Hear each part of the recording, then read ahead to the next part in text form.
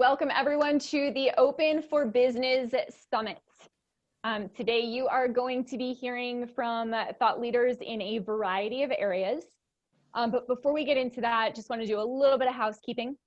First off, please make sure that your mic is on mute right now and throughout the entire presentation.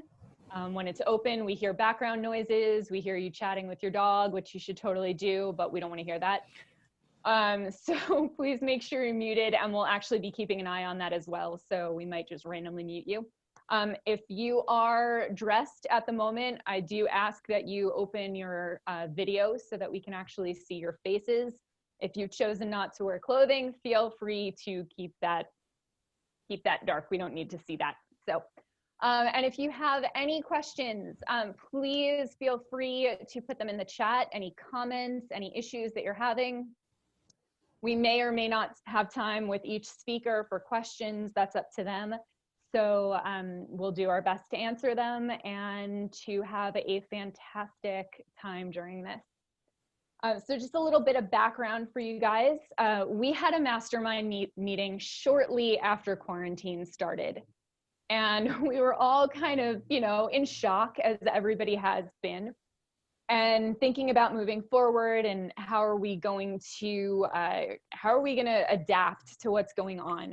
And Bob actually had the idea that we should do a webinar and that we should pool all of our knowledge and offer that to people so that we can kind of give something to the community and share what we know and what's been working for us. So a couple of weeks later, that is where we're at today.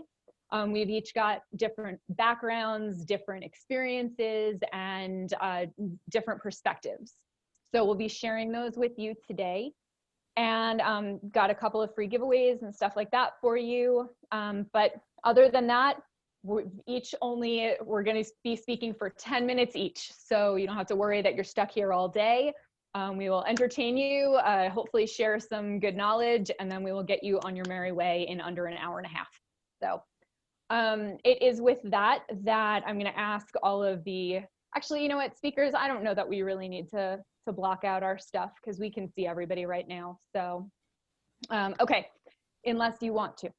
All right, so let's jump in and I will announce our first speaker, who has helped people succeed at Adobe, Bristol Myers Squibb, Sandia Lab, and around the land. Bob Ramsey is an expert at teaching and using the Kohler effect to motivate people. His groundbreaking book, The Leadership Push, gives leaders a blueprint to motivate extraordinary performance.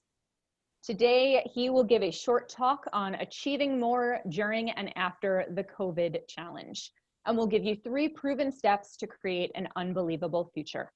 So please help me welcome Bob. Thank you, everybody, and thank you, Cheryl, for introducing me. I'm coming to you from my home in beautiful downtown Troy, Illinois, a town of about 7,000 people. And I'm not really downtown. I'm outside of town. But anyway, we talked, like Cheryl said, we talked about how we can have a webinar to help people and just encourage people. Because I think that one thing that helps me get through hard times is some encouragement and good information that we can put to use immediately and make that work. So what I'm doing today is just talking about 3 big ideas really that's helped me succeed in bad times and good times. And those 3 ideas are how to think big, how to take small incremental actions, and to record your activities. So everything I talk about for the next few minutes are going to be around those things: thinking big, taking small actions, and recording your activities. I don't know if you've ever been fooled by yourself before, but I got fooled by myself about 7 or 8 years ago because I thought I was fit. I was not overweight. I was, I could, just do things, get up and go around, whatever I want to. And I did some exercise, but somebody challenged me then to try a bigger, harder exercise program that you might have heard of called P90X. I don't know if anybody's heard of that before. And so I got the CDs and I put them in and I started doing that, and I just about died for the first, well, every day I did it, I guess. But especially the first 30 days, it was just very, very difficult. And it made me think about how I'm not as successful as I think I was. And why is that? And so I started to work and think about how the success principles of how I was failing in my fitness and how to actually succeed better. So those three big ideas again: thinking big, taking small incremental activities, and recording the difference. You got to think big to be healthy, right? If you want to be really, really fit, you've got to think big. There's actually great power. There's magic in thinking big. Sometimes we think we're thinking big, but we're not thinking big enough, because we find people who are thinking bigger than we are, and they're succeeding better than we are. In my work with corporations, I travel around the country, and there was one story I love. It's about a company in Kansas named J-Chem Chemicals, and their chemical salespeople sell energy companies chemicals to put down wells to help them be more environmentally sound, less corrosive, perform better. And these salespeople would go out and sell one well at a time, and that revenue is about $10,000 a month from the energy company. Or sometimes they'd sell 2 wells a month, and that'd be $20,000 a month for the company. Well, they hired this new salesman, and he didn't know about the 1 and 2 well idea, and he wasn't really really flashy. He wasn't really polished, but he was hungry, and he was humble, and he was hardworking, and he was learning. And he went out and gave a presentation to an energy company, and the president of the company said to him, so how many wells do you want to get started with? And the salesman didn't know what to say. So he said, how about 200 wells? And the president said, okay, let's do it. So he took an order back to home office, and they said, 200 wells, 200 wells. The president, I talked to him. He said, I didn't even know a 200 well sale was possible, because they've been selling 1 and 2 at a time. And it changed everything about their company. The 200 wells was just an amazing difference. So that's why we got to think big, because he accidentally thought big and produced way much more, right? I saw this story the other day about the 4-minute mile. Like, nobody ran the 4-minute mile until 1954. And then one guy did it. And then later that year, somebody else did it. And then next year, there were dozens of people running the sub 4-minute mile. What was going on for the hundreds of years? People were thinking, did the human body in 1954 all stop and get stronger? No.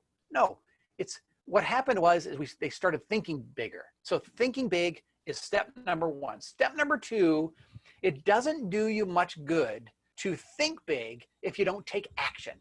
And if you think about taking action, like anybody here on this call, can anybody here run the sub 4-minute mile? I can't. And if we wanted to do that, we wouldn't just try to go out there and do it all at once. Nobody tries to get $1 million. If you try to win $1 million in lottery, it's going to ruin your life. You can save up, you can invest, right? But it's small incremental activities.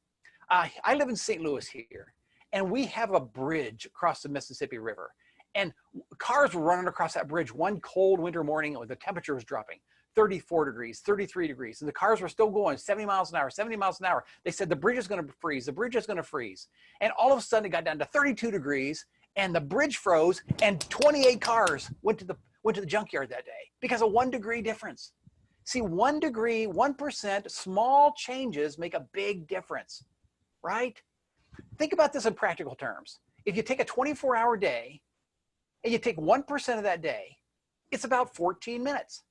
14 minutes, is that enough to exercise and make a difference? Absolutely. You could take 14 minutes and make 5 cold calls. If you make 5 cold calls a day, that'd be 25 a week, right? What would that do to anybody's business? X an extra 25. So 14 minutes, 1% makes a huge difference. So think big, take small actions. And then the last thing is to record your activity. The problem with taking small incremental actions is we think we're taking the actions and we're not really doing it, right?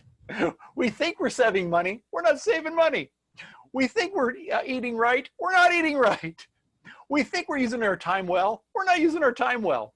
So if you have a record of what you do, you know, when I got the P90X, they gave us a form. We fill out every time you put the day you work there, how much you work, how many pull-ups could you do? 0. Okay, try the next time. You know, how many pull-ups could you do? 0 the next time. And I put 0 for pull-ups every day for 2 or 3 weeks. And then one day I did 1. And then another day I did 2, you know, and then I did 3. And so it accumulates. So that's my advice to you. My advice to you is to continue. And this worksheet is really about that. If you downloaded that, I hope you print it off. It's just a thinking tool how you can make your decision to think bigger. Think big as you can. We know we need every good people on earth right now to think as big as they can and to take incremental action, because we've got to push more good into the world. We all have to take that responsibility. So please think big. Think big. Take small incremental changes and record your activities so you know you're really doing it. I'd like to turn it back over to Sheryl, and she's going to introduce the next speaker. Awesome. Bob, thank you so much. I'm going to take 14 minutes when we're done, and I'm actually going to do some squats. So thank you. All right. Our next speaker began her career in corporate America in the hospitality industry, where she gave 22 years of service to her customers and to her employees. She spent her early years as a first-time manager waiting for the perfect moment to participate in the conversation, feeling like an imposter, not deserving her position or a seat at the table, and apologizing every time she received accolades. She eventually became a successful and respected leader as a result of a lot of hard work, making valuable mistakes, and with the mentorship and coaching of leaders who took her under their wing. She has spent the last decade inspiring her clients and audiences to get out of their own way and become confident, assertive leaders without the need to apologize. Please help me welcome Kathi Kulesza. Yay, thank you, Sheryl. Thanks, everyone. Welcome. Thank you for joining us. If your actions inspire others to dream more, learn more, do more, and become more, you are a leader. That's John Quincy Adams. So to be a leader, you must be followable. People must be willing to follow you. You can't drag them behind you. If they're not following you, that means you're more likely a boss or a manager. So like Bob, I actually am a big fan of looking for incremental small changes you can make along the way. I'm going to share 3 takeaways if I don't go over time with you, maybe 2. And, you know, if you just took 1 and worked on that, you can see massive change in your ability to be an effective leader. So just look for 1 or none, because we've got 3 other great speakers coming up. So the first takeaway is communication, and communication is the cornerstone to leadership. It's the most important part of communication actually is just simply listening.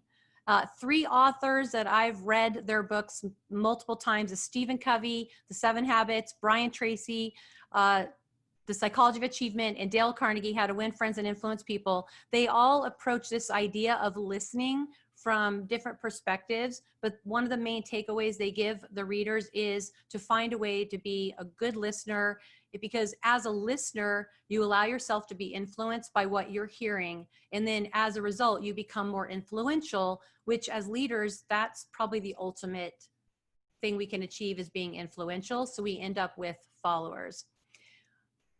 Communication totally changed on March 16th-ish. Right? You were at the water cooler, you were in the conference rooms, you were seeing people in the hallways, you were able to have these kind of impromptu, casual conversations and more formal ones. And now here we are online. And I know many of you still are able to have some of those smaller meetings in person, but a lot of communication has moved to platforms like this. I remember when my sister first got married, they had a secret wedding because my brother-in-law was getting deployed to Afghanistan. They were living together. They get married. He gets on an airplane, goes to Afghanistan.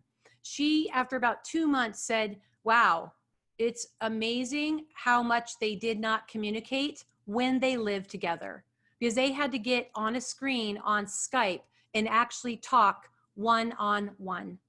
And that's where their relationship really grew, because now they were having conversations, not like the ones when you're doing dinner, cleaning the dishes, watching a movie, going to a party. They were having one-on-one, face-to-face communication. And that's our opportunity here. And I know Albert's going to talk about managing remote teams in a little bit, but think about this as an opportunity to actually have deeper connections with people that you're communicating with, and the benefit that that would give you as a leader to really connect at a deeper level, even though you're separated by miles, up to hundreds or thousands of miles. And then consider the person you're communicating with. As leaders, it's really important that we put our big girl pants on or our big boy pants on, and we shift to communicate with them in a way that they're comfortable. There's a learning about applying something called the platinum rule. It's not the golden rule. Treat others how you want to be treated. It's treating others how they want to be treated. So knowing your personality, your leadership style, your communication style is important. But what's more important is that you know that about the person you're communicating with. You know their communication style, their personality, their leadership style, and you shift to communicate with them the way they want to be spoken to. And by doing that, they eventually will shift and adjust to you. But as a leader, we have to lead the way, and sometimes we have to do the hard work first. So the first takeaway is to focus on communication and get really good at it. And I have a quote by Simon Sinek: leadership is a way of thinking, a way of acting, and most importantly, a way of communicating. The next is to put your oxygen mask on first. I know this is a little cliche, and unfortunately, most of us have not been in a position to actually hear that lately. I used to hear it many times a week. And I know most of you probably know what I mean by this. It's working on yourself, investing in yourself, taking care of yourself. And we're all in different situations, right? Some of you are still working, right? And you may be busier than ever before. The demands are almost overwhelming. Some of you may be working and the demand has slowed, and you've had to minimize your people and find a new way of helping your customers and providing work for your teams. Others of you may have been laid off or furloughed and trying to figure out what that means for the future. So we are all under stress, regardless of how this change in our world has affected us. And then let's just add on civil unrest, right? And the fear that that puts in us, even in the safety of our homes. We still feel a little less safe, right? Another sister of mine was leaving work the other day. She's in an area near the Trump Tower here in Vegas. They let them go home early because of the protests they knew were going to occur at that building. They wanted to make sure they were safe. These things, even though we may not be paying attention to them, do wear on us. So how can you put yourself first? And can you make that one of the first things you do every day? And maybe in the chat, I'd love to see, how do you put your oxygen mask on first? So would anybody be willing to type that in the chats for us? And one of my chat observers may even help us give those answers, Tim or Albert. So if you're willing to put in the chat, how do you put your oxygen mask on first? How do you take care of yourself and do self-care? Anybody willing to share that?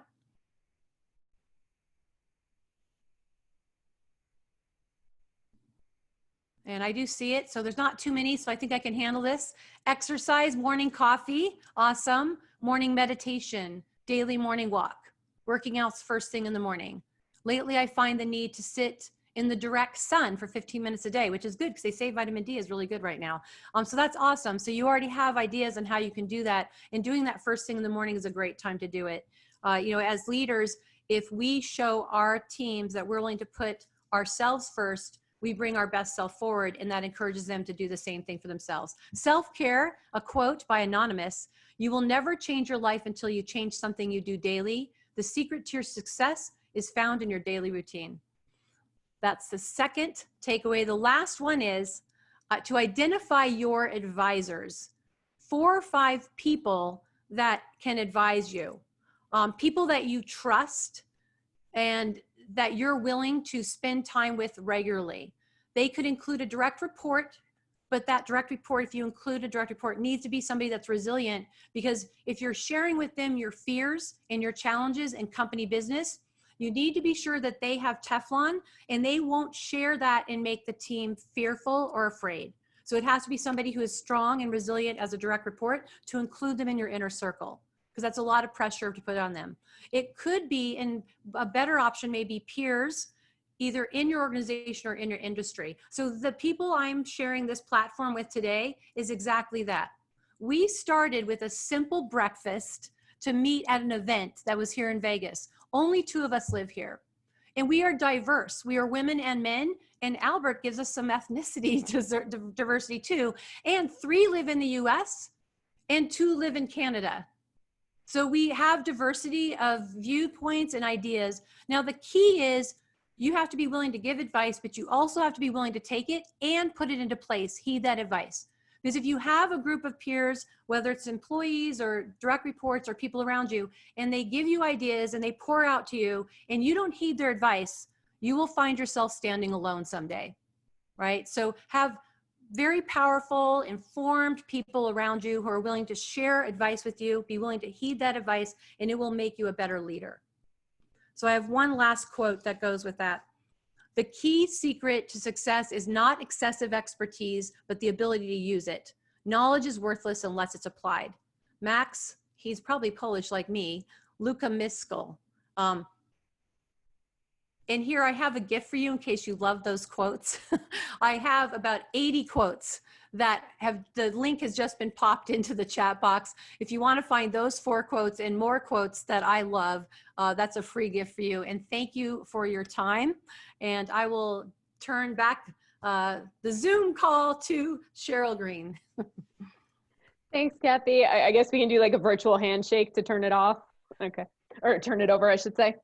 All right. Thank you so much for sharing. And I almost forgot to mention, if you want to change the view on your Zoom, I just figure everybody's a Zoom expert at this point. But if you want to change the view on your Zoom so you're just looking at the speaker, you can click on speaker view in the upper right-hand corner. So, or you can look at all of our beautiful faces. All right. So you know what is coming. More change. To some, this will be scary. Others will see an opportunity. What will you do to take the first step towards opening your doors again and seize on this moment? Today, Tim Barnaby, a sales acceleration advisor, will share his thoughts on the one key idea you can start working on now to be ahead of your competition and help build your sales. Tim works with sales leaders in the B2B environment to help them uncover their superior communication skills that deliver more positive results for their businesses. Please welcome our next speaker, Tim Barnaby. Thank you, Sheryl, and welcome everybody. Thank you for coming out today. Where do we go from here? Have you asked this question to yourself and your business? What are the next steps that we're going to take? Where we are living right now, depending on the state, or in my case, the province, I'm one of the Canadians, we have different viewpoints on whether or not we open our stores or not, or whether we can even open our businesses or not. And we need to understand, what is it going to take for us when we get the green light to say, you're ready to go, we're open for business. And so today, let's talk about what we can do if we're in a position where we need to get ready to open, or if we just need to prepare for that eventual day when things are going to change again. Because remember when we used to be able to fly without taking our clothes off at a checkpoint? Heck, do we even remember what it used to be like to fly before? And yet major events have changed that for us. And now we have to adapt to a new world. And the same goes with your business. So the first thing I want to think about is the team that we surround ourselves with. Because after all, as sales leaders, whether you're a head of a sales department or you're the business owner that oversees all of the sales for your organization, we cannot do it alone. We have to rely on many people within our own business to help move to the goal line. We have our marketing and research folks. They're helping us generate those leads, that are giving us the insights that we're looking for into our prospective customers that are going to move us forward. We have teams like IT and procurement and legal that are all in the back, helping us to ensure that our operations are running efficiently. Our leadership teams as well, who are encouraging all of us to continue to go out and serve our customers. And let's not forget about finance. I mean, after all, somebody's got to look after the books. And they're helping us, making sure that the deals make sense and that we are approved to move it forward, all in the hopes of making a customer happy and encouraging them to buy from us. So we have everything there from a team perspective. And yet, when the doors open, we can also prepare all the other elements that are at our disposal, all the tools, as I like to refer to them, because we have plenty of them that can help us with our sales. And if this is some area that you perhaps have not considered looking at, I would encourage you to use this time before things change again to work on some of the tools that we have available to us. Now, there are two key tools that I think fall under the major buckets that we want to consider. And the first is our content. The content that we share with our customers and our prospective customers. I'm talking about our case studies and our white papers, our recommendations and testimonials, our marketing materials, all of these items that sometimes get lost in the time period. Like, they're just not considered as important as moving other priorities. And now we have that opportunity to go back and get those updates. Have we asked our latest customer who has been so successful from using our products and services for a recommendation or a testimonial so that we can update and share that out with the world so that we can show what we've been doing during these times? And if having the materials in the back pocket aren't something that you've got, now's the time to generate them. If you've already worked on this, what else can we be doing to help serve those customers? Do you like to write? Could you start a blog post or update your blog post if it hasn't been done for a while? What about starting a podcast? Reaching out to a new medium that is starting to build because more people have time to listen now. Or perhaps video is your thing. Maybe getting in front of the camera and just having a quick dialogue with some quick how-to tips, or just to let them know what's happening in your industry, to keep them informed of what is happening and to be front and center of mind. And don't forget being social, being out there, connecting with people, letting them know that you exist. So once we've got our content, the next big element is our communication. Kathi alluded to this before. We have to work on our communication styles because everything is going to change once again. The way we speak to people on the phone, the way we email, the way we present. Let me know in the comments. Have you been on a whole lot of Zoom calls doing presentations lately? Is this now the new normal for you? Is it something that your customers are demanding? I've been advising certain people, some clients of mine, that this is going to be the new normal for the next foreseeable future, perhaps as much as 6 to 12 months in some cases. And so it's not just enough to own a webcam and to be pretty good with your PowerPoint presentations. You still need to have a way in which to connect with people through the camera. As simple as just staying focused on the lens is challenging for some people. And so finding these ways in which we can communicate and still being able to connect with that target audience that we want to do business with and show that we care and that we're there to help them with the problems that they're facing is the new reality that we're in. And this is the time to work on those skills. So between your content and your communication, there is one big element that I believe will make a big difference for your business. And that is your sales story. Now, when I talk about sales story, I am not talking about the year in which you started your business. And I'm not talking about the partners and how you all gathered together in a coffee shop. And I'm not thinking about the bios of all of the people that are in the room when you present. I want to hear about the problem that you solve. I want you to tell me as your potential customer what it is that you do that solves my big problem. Because I don't have an issue as to whether or not the red button is better than the blue button. I have a revenue problem. I have a hiring problem. I have a turnover problem. I have a safety problem. I have problems that you can solve. And when you dig in with your story and are able to uncover the true business problem that I'm facing, and then your products and services are the solution to that problem, I'm more inclined to want to buy from you.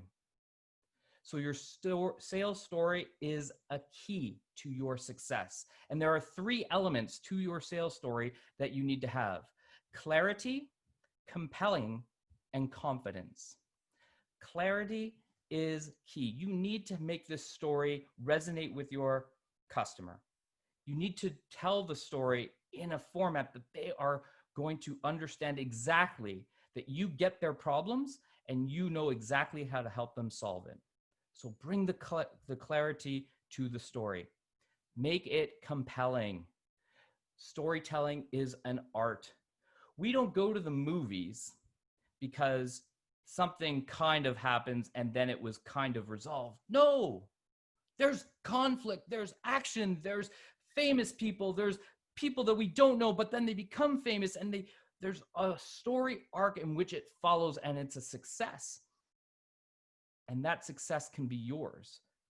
Because when you have the true elements of story built into your sales story, your customers are going to want to follow because you're pulling them in. You're building that emotional tie in, and you're getting them to want to lean in and listen to you more. So make it compelling. And finally, you have to be confident. It's going to be a challenge. I get it. Lots of my clients right now are trying to understand, what are we going to do and what's the world going to look like? Even if I open, are they ready to come and work with me again? And this is where your confidence has to be there. You have to have it. You have to show them that you know what they're feeling and you know what they're going through. You can help them solve the problems that they have. And showing that confidence, being out in the world, sharing that content, being open with your communication, and being confident in the way you tell the story is what's going to drive them to want to do business with you. So look at your content, get it updated, get the latest and greatest testimonial, work on the blog post, put out a video now and then. Think about the way you call people. Think about the way you interact. Think about how you're going to present going forward. Work on these skills, and finally get that sales story all in line with the clarity, make it compelling, and be confident at all times, because this is what's going to drive us forward and prepare us for when the doors open. Thank you so much for coming out today. If this is something that interests you, if you want to have a conversation, reach out to me on my website, or feel free to connect with me on my preferred social media outlet, which is LinkedIn. With that, back to you, Sheryl. Awesome. Thank you, Tim. That was great. All right. 2 more to go. How you guys doing? Everybody all right? Good. All right. We haven't lost anybody. Nobody's passed out yet. Awesome. All right. When Albert began his career in the corporate world 7 years ago, he was reporting to 11 different individuals during his first year alone. Since then, he has reported to nearly 100 and has observed the common traits that certain managers possessed to create a positive environment for employees to thrive. He is the host of the Enabling Boss podcast. And today he will be talking about remote managing in today's world. Please welcome Albert Chang.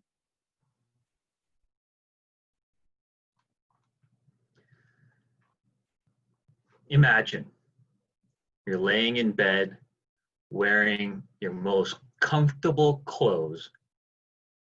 You have a large pizza right next to you or whatever guilty pleasure food that you might like, and you're relaxing with your tablet or your laptop in front of you and just watching Netflix. Now, if you had employees working from home, would this be the image that you had? And if you thought yes, it's reasonable. I mean, come on. The notion of employees not coming into the office is preposterous, isn't it?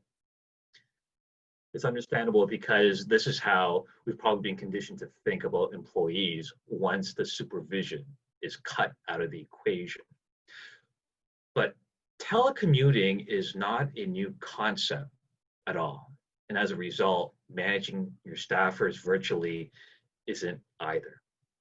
The only difference today is that managers and company leaders have been thrown into this situation in what was literally a day without any transition or getting an understanding about the adjustments that they need. They're basically dealing with this right on the fly. And the landscape of commuting, even after the pandemic is over, may have changed forever. There's no guarantee, even when things get back to what is considered to be normal, that all companies are going to recall their employees back into the physical office space. There could be a good portion that will permanently have employees working from home. And so managing employees virtually is going to become a new normal as well. Now, the challenge is that all these managers are being asked to continue their role without any guidance about these new conditions. And it does represent a loss of control, and that is disruptive. And you may be thinking, if you have employees in these situations for the first time, what are they up to all day long? I mean, this can be an added stress, which you don't need. And there is that concern that productivity will fall as a result. So there was a study at Stanford University by economics professor Nicholas Bloom. And he set out to test whether allowing employees to work from home would have a negative effect on performance. And he found a volunteer company right off the bat, C-Trip, which is a large travel agency based out in Shanghai. They quickly signed up because office space in large metropolitan cities is very expensive. It's not just unique to Shanghai, it's the same thing whether in New York, London, Toronto, you name it. And this particular company was expanding rapidly, but they did not want to spend the money for leasing out extra space. And so this is your typical office environment surrounded with cubicles everywhere. And so what they did was they pulled out 500 participants who have at least had 6 months of tenure with the company. So what they did was 250 would remain in the office just like they've always done. 250 of them would just work from home for the next 2 years, which was the duration of the study. And at the end of the 2 years, there was a change in what they noticed from those working from home. There was a change of 13% increase in output from those employees working remotely. When you look at the details, when working remotely, the study found that employees ended up working their full 9 to 5 shift because there's no challenges getting into the office on time. Nobody's leaving early to go home because they're already home. They're utilizing their full shift to do work. In addition, you don't have co-workers surrounding you, so you can't listen in on interesting conversations. For example, how the next person to your left went on a date that went horribly wrong. The office environment can be noisy, and you don't have that one person running up and down the aisles yelling out, "Hey, free cake in the kitchen." All these little distractions are minimized because they do add up at the end of the day. The study found that you were able to get more done. Now, another interesting result at the end of the 2 years was the remote employees had the option of continuing to work from home. They didn't have to come back to the office. However, the majority of them chose to come back to the office permanently. And this is where we're getting into the heart of the challenge that you may be facing in managing employees virtually in today's world. Isolation is not easy to deal with as humans in general. You always hear about the stress associated with loneliness in life, and people need human contact in their daily lives. They need that element to be social. It is good for your mental health. And the stress from isolation can offset any of the gains that may be had from allowing working from home. As a result, the optimal setup would be a mixture of working at the office and from home, whether it's 4 days in the office, 1 day at home, or 3 days in the office, 2 at home, etc. And we're seeing this more today with the population becoming sick of staying indoors, especially with the weather being so nice. And it's just a natural human reaction that's just going on. But in terms of doing your job, working at the office is not an option at the moment, and not an option for the foreseeable future as well. So what can you do? This is where we stress, as Kathi had mentioned, the importance of keeping connected. Check in with your employees, for example, once a week, and set up a call. And when you're setting up a call on whatever software that you're using, turn on the video and make it face to face, because this is as close as you are going to get to have that human interaction. Take 10 minutes to chat about things other than the pandemic, other than work, anything besides those two subjects. And at the end, ask your employees, is there anything I can do for you? This is the best you can do to bring in that social element in today's world. And also, you're giving both of yourselves a break in between from a busy day. Just this past weekend, I was out at the grocery store just shopping, and I saw a group of 3 ladies just chatting in the meat section, and yeah, they were physically distanced and they were with their kids. And judging by their conversation, I just assumed that they knew each other.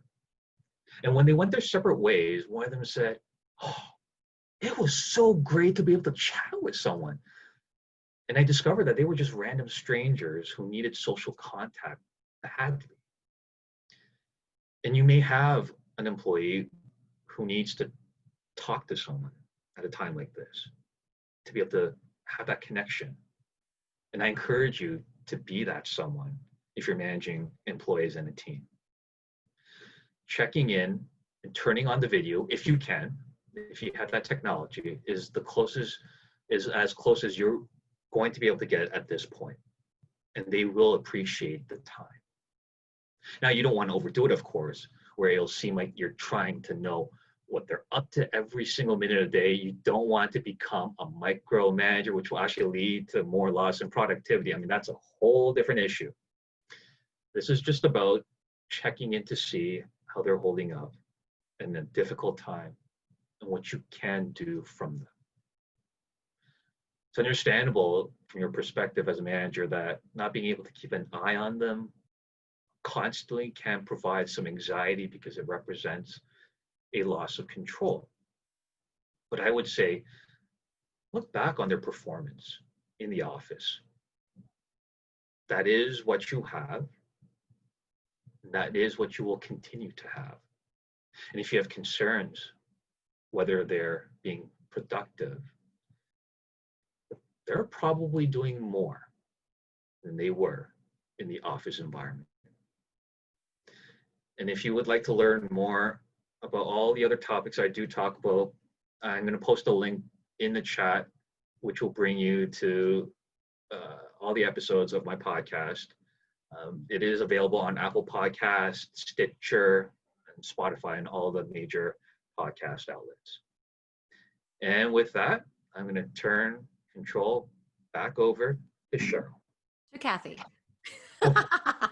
Sorry, to Kathy. And I just stuck the podcast link for Albert's podcast in the chat there. Thank you, Albert. That's really great for the people that like numbers and facts and figures. Thanks for filling that need today. We do, well, I appreciate it on their behalf. So there is no question that you will face challenges in your life. The only question is what you will do in the face of those challenges. Our next presenter is the author of 4 books, including Surviving to Thriving, How to Overcome Setbacks and Rock Your Life. After a devastating divorce, she suffered a severe depression and embarked on a journey of self-discovery, which has led to her helping others overcome their obstacles to live the best life possible. Today, she'll give you 3 tips to being resilient. Please welcome our final speaker, Sheryl Green. Awesome. Thank you, Kathy. All right. So before we get started today, can we all agree on something? The past couple of months have kind of sucked, right? We've gone through some difficult times, and today I'm going to tell you that it's all going to be okay. I'm going to tell you that we're going to get through this and be better people for it. And I honestly believe that. But for me to sit in front of you guys and tell you that everything is sunshine and roses and unicorns with rainbows coming out of their butts, it doesn't seem right. So over the last few months, we've dealt with financial insecurity. Many people have lost family members and loved ones. And we've all had to deal with the emotional fallout of going to the supermarket wearing face masks and rubber freaking gloves. We've gone through a rough time. All right, everybody sufficiently depressed? All right, let's get started with the good stuff. Today, you are going to learn 3 steps to being resilient. And they all actually revolve around one concept: permission. Permission to feel whatever you're feeling. Permission to grieve. And permission to let go of who you used to be and become someone new. So let's start out with permission to feel however you feel. And I'll let you in on a little secret. That first week of quarantine, I was not doing so well. In the span of one day, just one day, I missed a Zoom call, not because it slipped my mind, but because I truly did not know what day of the week it was. I went to work on a website for a client and couldn't remember what website I was supposed to be working on. And the piece de resistance of that day was I spent 45 minutes staring at my dog's water bowl. Nothing exciting going on in the water bowl, just really, really captured my attention. And it took a little while to realize what the actual problem was. I was shooting on myself. I should be fine. I work out of the house regularly. This isn't that big a deal. I shouldn't be scared. Everything's going to be okay. I shouldn't be sad. Like we'll be fine. Everything's good. I should be learning a new skill. I should learn to speak Spanish and make, like, I don't know, casseroles. I don't know how to do that. Is that a thing? I had all these things, like I should do this and I should do that. And I shouldn't feel what I'm feeling. And I realized that emotions are not the problem.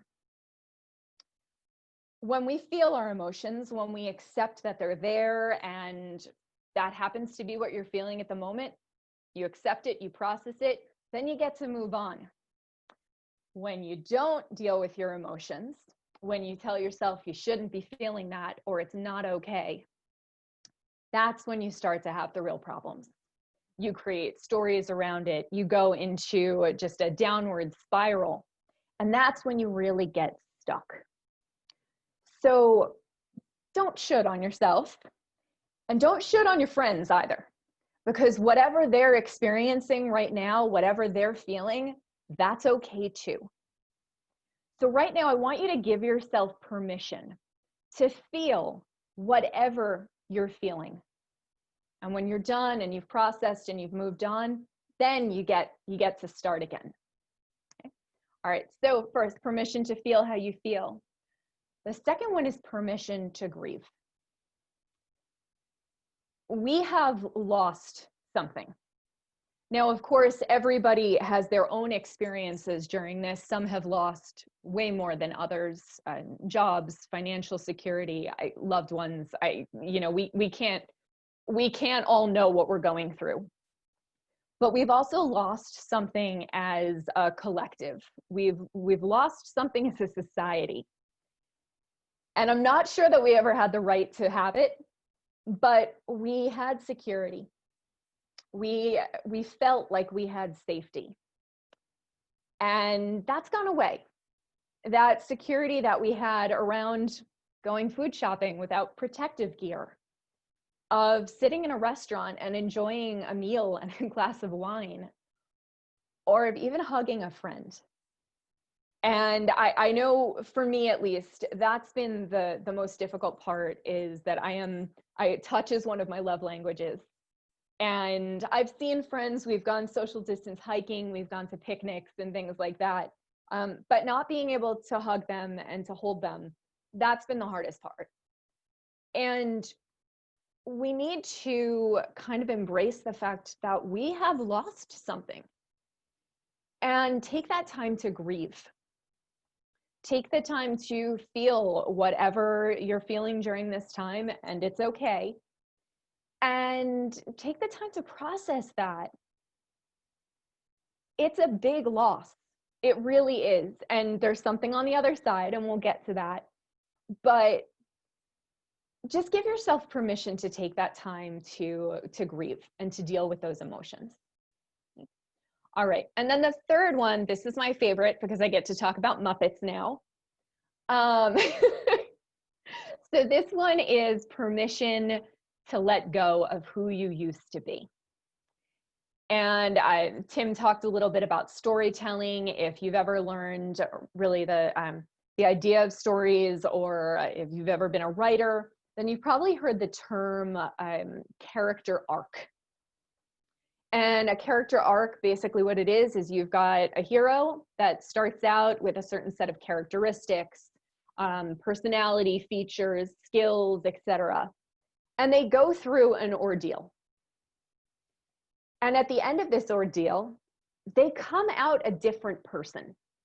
They come out a better version of themselves. So to explain this, I'm going to refer to the Muppet Christmas Carol. And if you've never seen that one, you can use one of the other boring versions of it. That's fine. But think about Scrooge for a moment. Okay, Scrooge was a bastard. And sorry, I hope that term doesn't offend anybody, but he was not a nice man.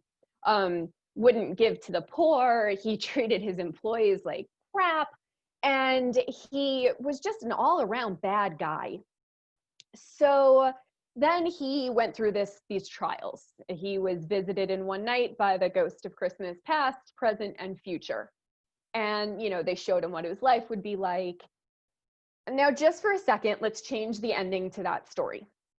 Now imagine that he comes out of that night, he wakes up in his bed, the ghosts are all gone, and he's still an old cranky bastard. He doesn't do anything for anybody else. He's nasty. He's in a bad mood all the time. Like, that wouldn't make for a very good story.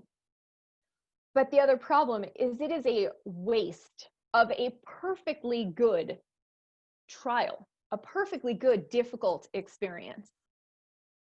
Thankfully, in the story, he comes out of it. He's a renewed man. He gives some money to a bunny to go and get a turkey, which sounds wrong when you say it that way.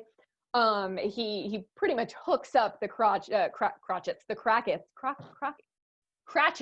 There we go. Totally hooks them up so they're like frog and pig children can go to college or whatever. And he just becomes an all-around good guy. We are going through a difficult time right now. And one of my biggest fears during this time is that when it's over, we're going to go right back to how we were. We're being given a gift right now, as much as it does not seem like it. We're being given a gift to learn, to experience what's going on, and to become better versions of ourselves. And I've always hated the term bounce back when you talk about resilience, because why would you want to go back to where you were? Accept what's going on, become a better person, learn from it, and bounce forward. Okay. When we do all of this, when we accept our feelings, when we give ourselves time to grieve, and when we release that need to go back to who we were and accept the possibility of becoming a new version of ourselves, that's when we get to move on. That's when we get a gift from all of this. Obviously, I can't give you everything I know about resilience in 10 minutes, and hopefully I am keeping it under 10 minutes. I'm almost done.